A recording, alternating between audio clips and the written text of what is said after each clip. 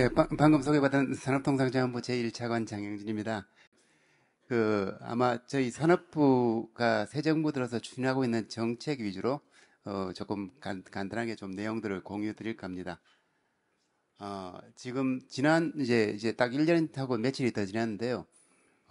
정말 이제 진보 정부에서 보수 정부로 바뀐 만큼 여러 가지 정책에 큰 차이가 있다고 생각하고 대표적인 거 몇 가지를 먼저 소개해 드리면 첨단 산업 육성이 제일 먼저입니다.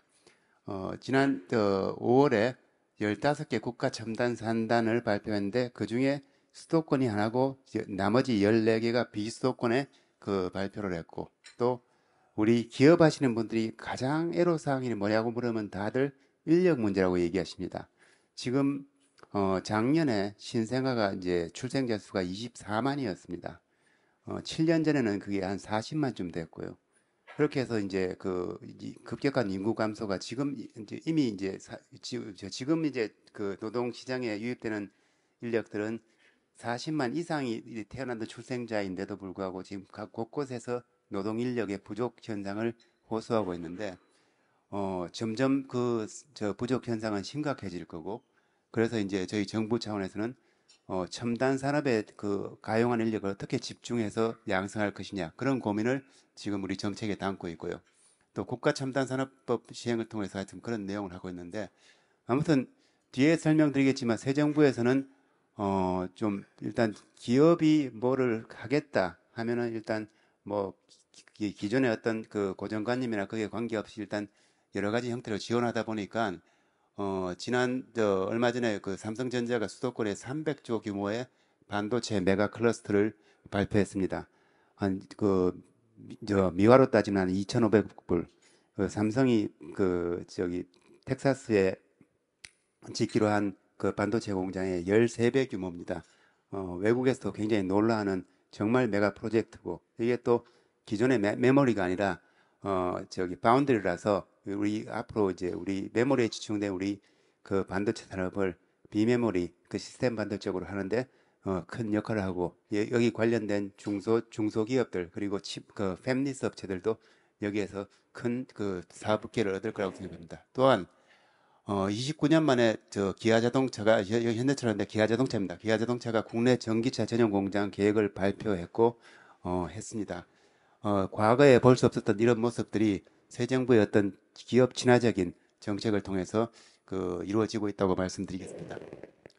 두 번째 이제 아까 그런 대규모 투자가 일어나게 된 배경은 저희들이 아마 작년 정부 출범하자마자 우리 산업부에서 이제 투자의 규제 때문에 투자가 안 되는 부분들을 적극 발굴해 봤더니 한 53건 337조 원의 투자 프로젝트를 발굴했고 이미 작년에 상당수가 해결이 됐습니다. 대표적으로 기억나는 게 LG화학의 열분해 공장 같은 경우는 뭐 작년 3, 4분기에 이미 착공에 들어갔고요.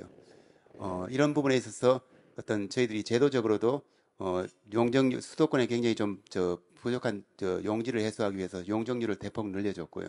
2차 전지 같은 경우는 뭐 과거에 조금 이 절차부터 진행하고 하던 걸 먼저 이제 순서를 바꿔서 필요한 절차들을 조금 나중에 같이 진행하는 그런 방식으로도 발상의 전환을 이루었습니다. 그리고 투자 인센티브를 확충해서 12년 만에 임시 투자 세액 공제를 부활했고 우리 반도체 2차 전지 백신 그다음에 미래형 자동차 수소 이런 부분에 있어서 국가 전략 시술을 통해서 최대 25%까지 이제 세액 공제를 이제 이루어지고 있습니다. 이 과정에서 굉장히 국회나 이런 쪽에서 논란이 많았지만 과거와 달리 새 정부에서는 좀 의지를 가지고 국회를 설득해서 이런 부분을 이루어냈고 이 결과가 아까 말씀드린 대규모 투자로 이어졌다고 하겠습니다.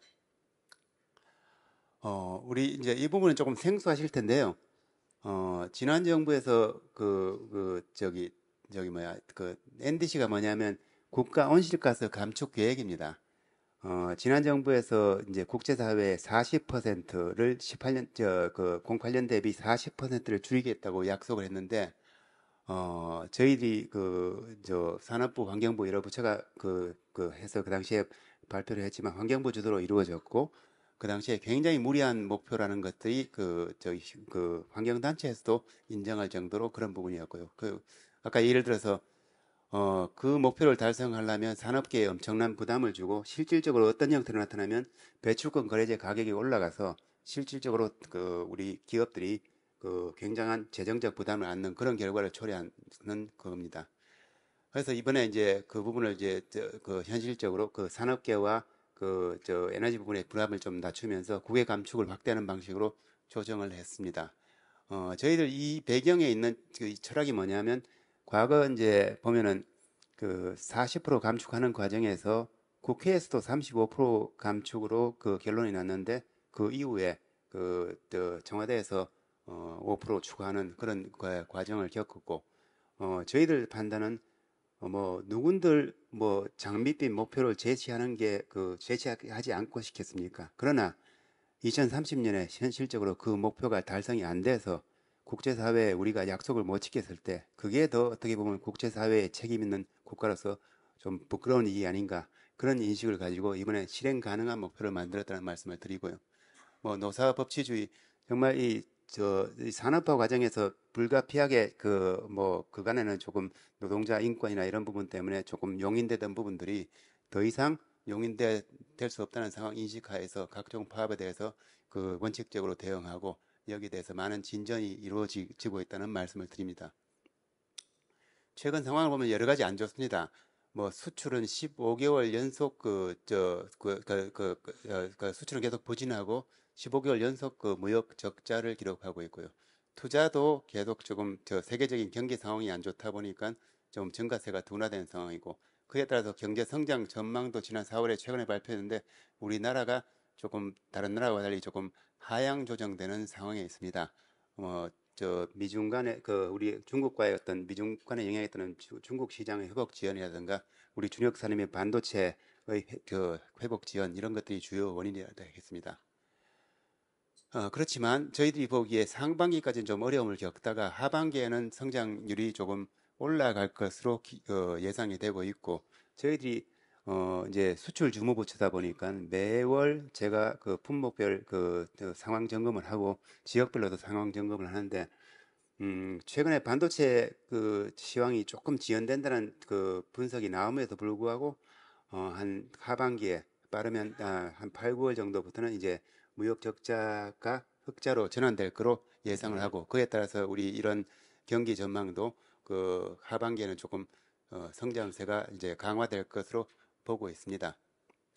24년에는 당연히 그 이후로 계속 다른 변수가 없으면 계속 좋아질 거고요. 사실 요즘 제일 이슈가 되는 몇 가지를 제가 이제 여러분께 말씀드리려고 했는데 지금 새 정부 들어와서 가장 크게 변한 것이 한미 관계, 한일 관계입니다.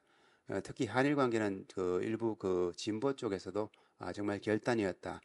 굉장히 좋은 평가가 이루어지고 있는데 그러면 일부 언론에서 제가 어제도 뭐 YTN 인터뷰에서 말씀을 드렸지만 미국이 그 미중 갈등 과정에서 반도체법이나 IRA 그 인플레이션 감축법 같은 것을 통해서 미국 내 투자를 유치하면서 중국을 압박하면서 우리가 손해 보고 있는 거 아니냐 우리가 이런 지적들이 많이 있었는데 결론은 아닙니다.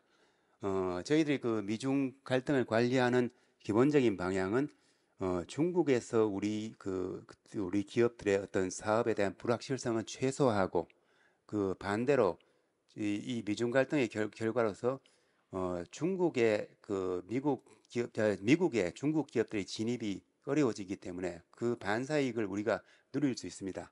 그렇게 해서 그 반사이익을 최대화하는 것이 저희들 전략이고 지금까지 잘 먹혀왔습니다.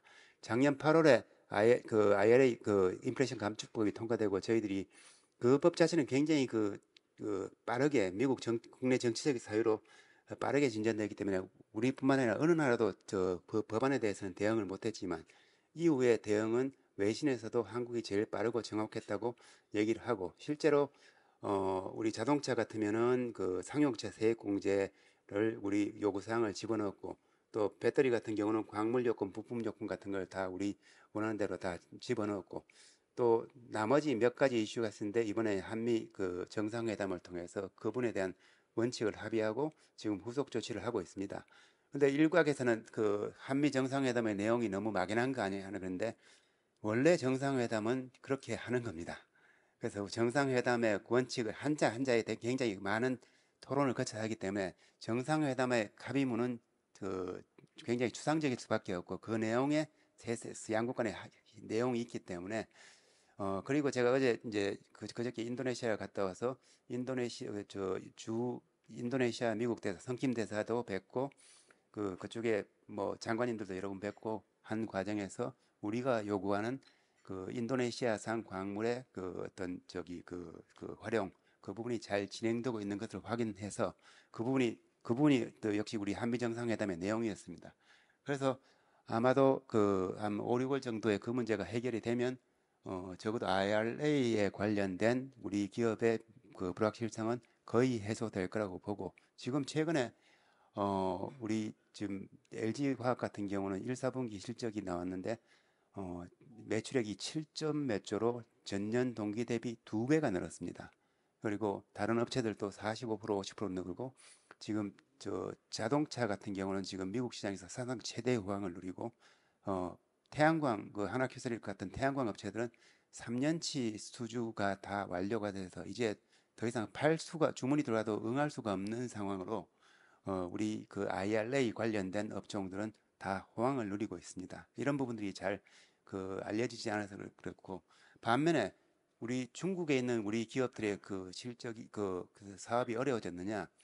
저희들이 한미 협의를 통해서 그 반도체 업계가 원하던 그 기술 업그레이드가 이번에 그 보장이 되었고 또 일정 부분의 5% 이내의 정량까지도 허용이 되었기 때문에 반도체 업계에서는 사실 거기에 대한 불만이 전혀 없습니다.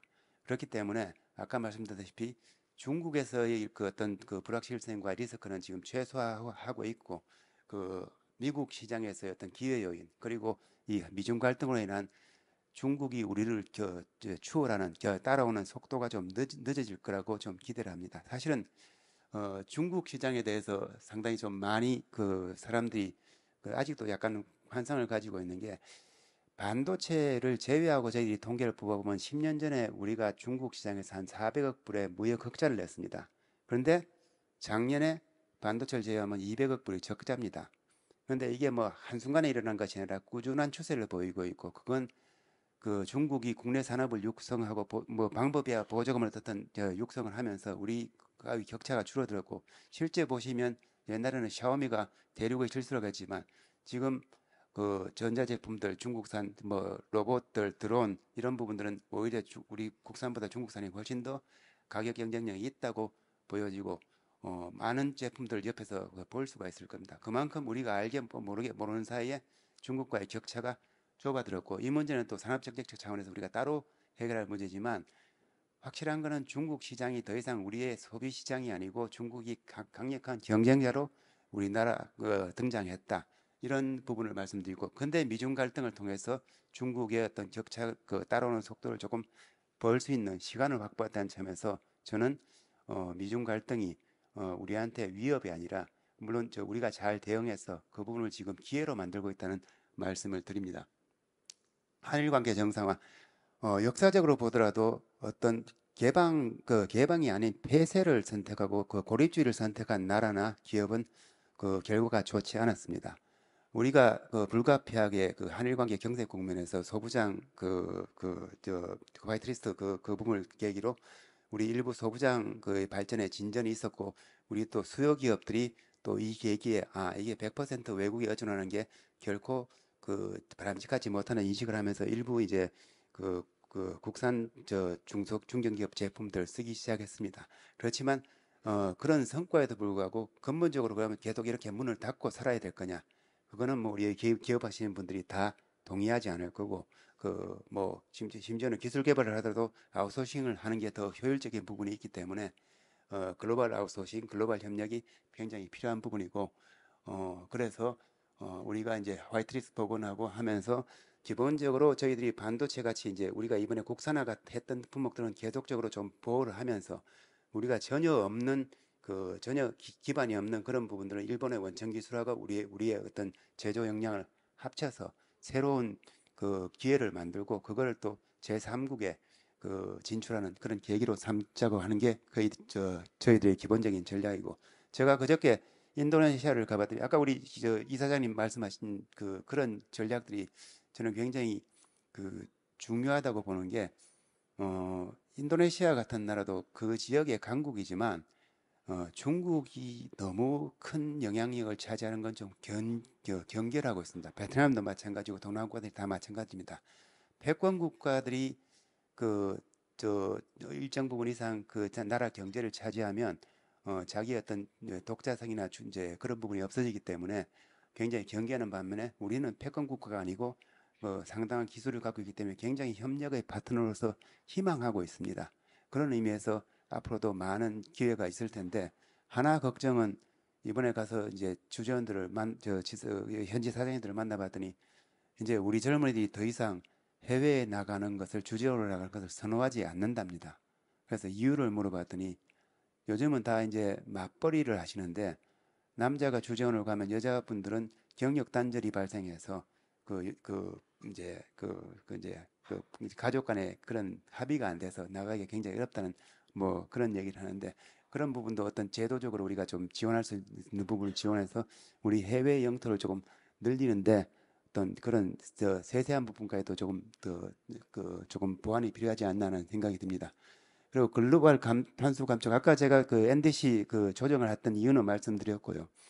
우리가 또 하나 우리 사회에서 잘못된 인식이 우리가 소위 알리백으로 대표되는 리뉴어블 그러니까 재생에너지를 우리가 100%안 하면 우리 국가가 위기에 빠진다 이런 인식을 하는데 물론 재생에너지가 굉장히 중요하고 또 새 정부에서도 재생에너지는 계속 확대해 나갈 겁니다. 그러나 재생에너지만으로만 다 해야 되는 그거는 사실이 아닙니다.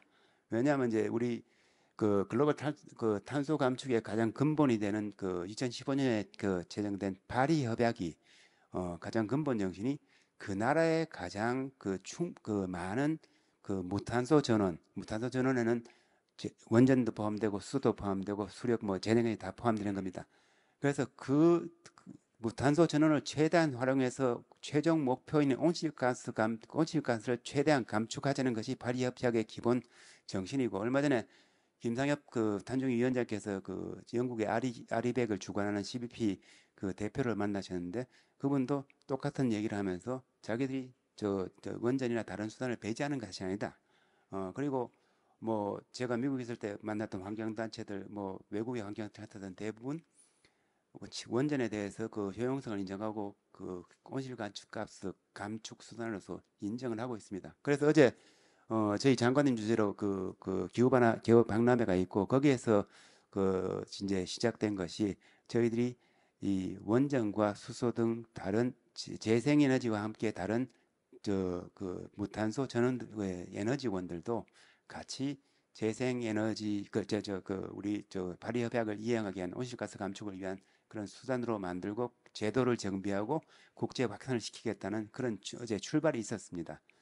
거기에서도 또 일본이나 뭐 심지어는 중국까지도 우리하고 비슷한 상황이고 유럽 국가에 비해서 재생에너지 자원이 불충분하기 때문에 재생에너지만을 강조한다면 어떻게 보면 기울어지는 농장이 되는 것이고 그렇게 해서 파리 협약의 정신에 합당하게 우리가 어떤 컨센서스를 만들고 또 미국이나 유럽의 수요 기업들의 어떤 참여도 이끌어내고 하면서 재생 리뉴어블을 포함한 수소 원자력을 포함한 여러 가지 무탄소 전력을 골고루 활용해서 이 온실가스 감축을 줄이는 목표를 최대한 앞당기자라는 것이 저희들 지금 정부의 기본 방향이라고 말씀드리겠습니다.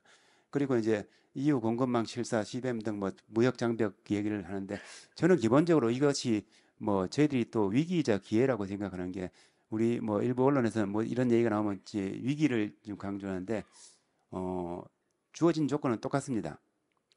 뭐 중국의 철강 기업이든 우리 기업이든 우리 박상희 회장님 계시지만 뭐 이윤의 철강 기업이든 조건은 똑같은데 그거를 어떻게 규제를 활용해서 경쟁력을 키우고 하는 부분이 있으면 그게 또 우리한테 더 아까 IRA처럼 어떤 기회로 오기 때문에 그 부분에서 정부와 민간이 합심해서 좀 방법을 찾으면 더 큰 기회가 열릴 거라고 생각합니다. 첨단 산업 육성에 관해서 과거 지난 정부에서 조금 대기업에 대한 인식이 굉장히 부정적이었고 거기에 대한 지원도 인색했습니다. 근데 또 하나 더 지역균형 발전을 강조하다 보니까 수도권에서는 거의 뭐 공장을 신설하거나 하는 것이 거의 금기시 되어 왔습니다.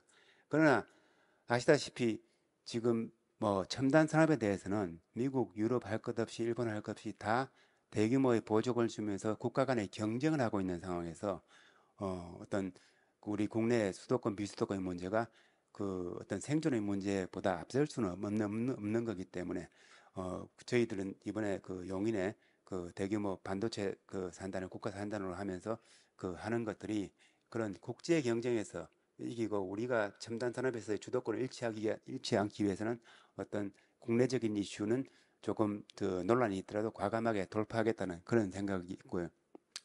또 하나 보시면 그 여기 이제 지난 22년에 설비 투자 그 비중을 보면 대기업이 80.2%, 중견기업 13.6%, 중소기업 6%입니다.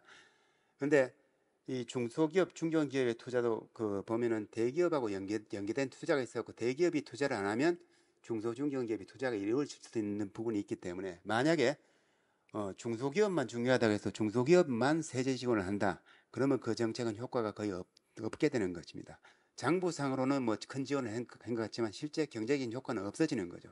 그렇기 때문에 새 정부에서는 대기업에 또 그 과감한 세제 지원을 해서 그 대규모 투자를 유발하고 아까 말씀드린 그런 대표적인 두 가지 투자에서도 실제 중소 중견기업들이 동반 투자가 일어나면서 중소 중견기업들이 또 좋은 반응을 이끌어내고 그게 실질적으로 우리 성장과 일자리 창출에 기여를 하고 있기 때문에 어떤 맹목적인 대기업은 더 안 되고 중소기업은 뭐 해줘야 된다 이런 논리는 더 이상 유효하지도 않고 우리 경제에 큰 도움이 되지도 않는다는 그런 말씀을 드리고 지금 아까 말씀드렸다시피 그 어떤 주요국의 과감한 지원에 맞춰서 우리도 저기 이 그 경쟁에서 뒤처질 수는 없기 때문에 뭐 이런 대규모 정책 지원을 통해서 대규모 투자를 이끌고 있다는 말씀을 드립니다.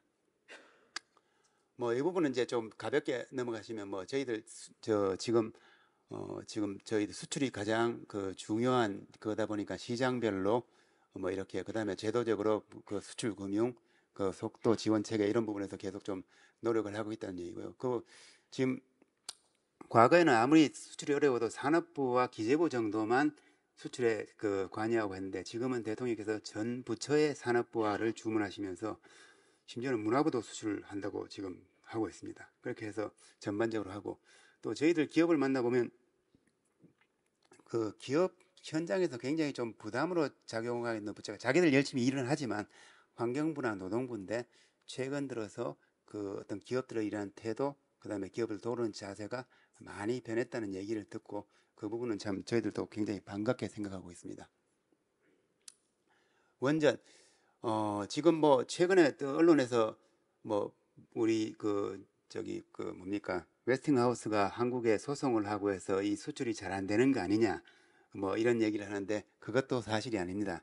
제가 저번에 지난달에는 또 이제 그 산업협력 차원에서 폴란드하고 이쪽을 갔다 왔는데 그 갈 때마다 이제 현지 언론하고 인터뷰를 하는데 폴란드는 우리로 치면 공중파에서 그 우리로 치면 9시 뉴스 앵커가 와서 저를 인터뷰를 했어요. 그러니까 이제 그 인터뷰하는 장소에서 다른 사람 폴란드 현지인들이 저 사람이 왜 왔냐고 할 정도로 굉장히 비중 있는 언론인데 첫 번째 질문이 언제 원전 지어줄 거냐 이거였습니다. 굉장히 의지가 강했고 저기 뭐야 웨스팅하우스하고 우리 한국 기업 간의 관계는 사실은 얼마나 자기 로열티를 받겠냐는 삿발 싸움이지 뭐 그게 원전에 어떤 저기 그 성패에 영향을 미치지는 않을 거고 또 일부에서는 또 우리 이번에 한미 정상회담에서 그 어디셔널 프로토콜이나 이런 수출 통제에 관한 그게 있다고 했는데 그 부분도 옛날부터 있었던 거고 새로운 게 아닙니다. 그래서 어떤 또 원전은 단순히 상품을 파는 게 아니고 미국 입장에서 보면 비확산 핵 비확산에 중요한 그 이슈가 있기 때문에 당연히 그런 수출 통제 체제는 같이 논의가 되는 것이기 때문에 전혀 새로울 것이었고 그래서 결론적으로 말씀드리면 이런 부분들이 지금 저희들 정부가 하는 대로 잘 준비되고 있다 하는 말씀을 드립니다. 뭐 이렇게 하고 뭐 방위산업 뭐 잘 아시지만 요즘 방위산업 관련된 기업들이 뭐 한번 뽑았다 하면 500명씩 뽑더라고요. 그리고 앞으로도 계속 하고 있어서 역시 기업이 잘 돼야지 좋은 일자리가 많이 만들어지고 우리 국격도 높아지고 실제 해외 나가 보면은 우리 기업들이 오퍼레이션 하는 데는 정말 우리 한국인에 대한 대우가 틀립니다. 뭐 그런 부분에서 역시 우리 기업이 주역이다 이런 말씀을 드립니다.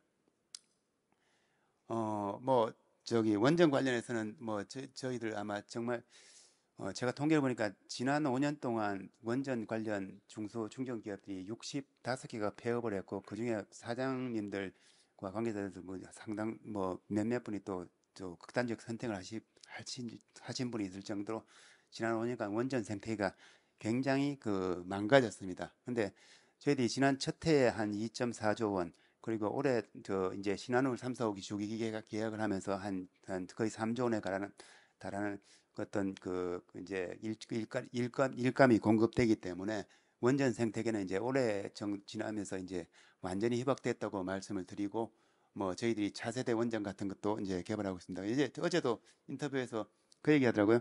지금 뭐 최근에 원전 뭐 지진이 뭐 4.5 이렇게 나는데 괜찮냐 뭐 이런 얘기를 하길래 걱정하실 거 없다 그랬던 게 지금 이제 AP1000 모델 같은 경우는 지금 6.5 진도 6.5에서 자동 정지가 되게 돼 있습니다. 그리고 6. AP1400 모델 같은 경우는 이제 6.9에서 자동 정지가 되면 자동적으로 냉각이 되기 때문에 뭐 우리가 생각하는 대로 무슨 원자료가 뭐 영향을 받을 일은 없고 심지어는 그때 동일본 대지진이 9.1이 진도 9.1이었는데 그런 대규모 지진이 우리나라에서 발생하더라도 원자로 자체가 영향을 받는 일은 없다.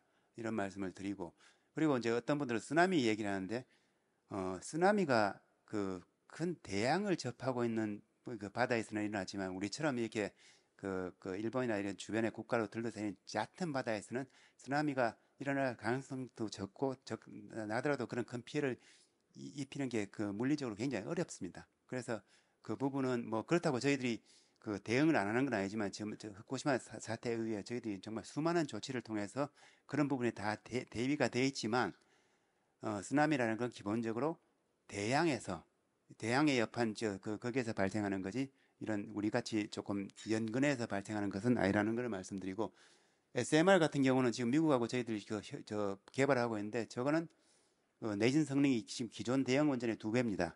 그래서 저 부분은 뭐 정말 이제 원전의 어떤 지진 이런 것부터 뭐 지금도 완벽하지만 더더욱 완벽하다는 말씀을 드리고 아까 말한 무탄소 전원의 확대, 기후변화 대응을 위해서도 저희들이 계속 원전의 비중은 조금씩 늘려나가겠다는 말씀을 드리고 재생에너지는 지금 저희들 같이 좀 보급을 합니다. 근데 최근에 우리 한전 요금 문제가 나오고 이제 작년에만 해도 30조 이상의 적자가 났는데 뭐 저희들이 탈원전 때문이다 그러면 다 이제 전 정부 뭐 얘기를 이제 전 정부 핑계를 댄다 이렇게 하는데 실제로 21년 대비 22년에 천연가스 발전과 재생에너지 발전의 단가가 2배가 올라갔습니다. 1년에.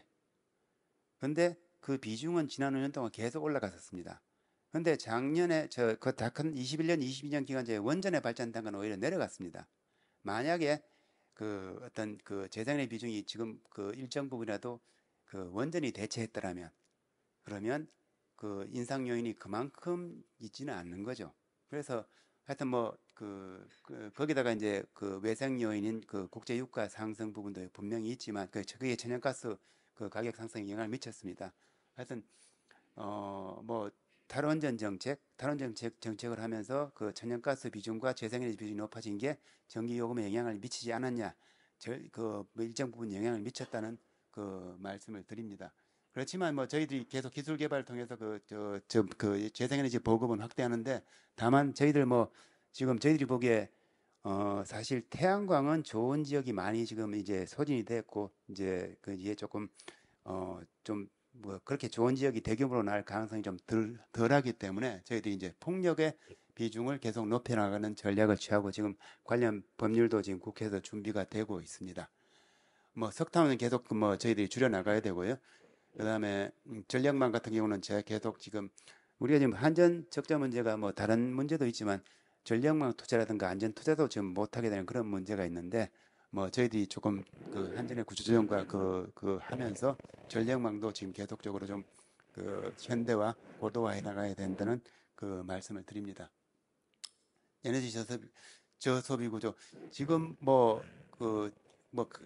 지난 그 겨울에 난방비 대란이 나서 정말 저희들이 국민 여러분께 굉장히 죄송한 마음은 가지고 있는데 1, 2월 사이에 그 기온은 그 더 떨어졌지만 사용량은 줄었습니다. 그래서 그 말은 역시 좀 그 가격이 현실화되지 않으면 에너지 그의 효율적인 사용도 조금 담보할 수 없다.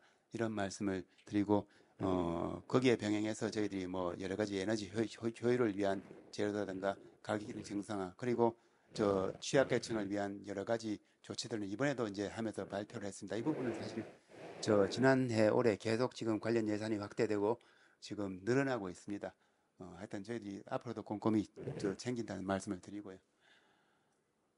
뭐 이런 부분들은 뭐 저희들이 계속 그 에너지 안보, 그러니까 우리 김진성 그 의장이 계시면 에너지 정책에서 가장 중요한 것은 에너지 그 어떤 안전 공급입니다. 뭐 그래서 정전이 된다든가 석유, 가스 공급이 안 된다는 사태는 뭐 저희들이 상상할 수 없기 때문에 이런 부분은 계속적으로 관련 투자를 진행하고 있고요.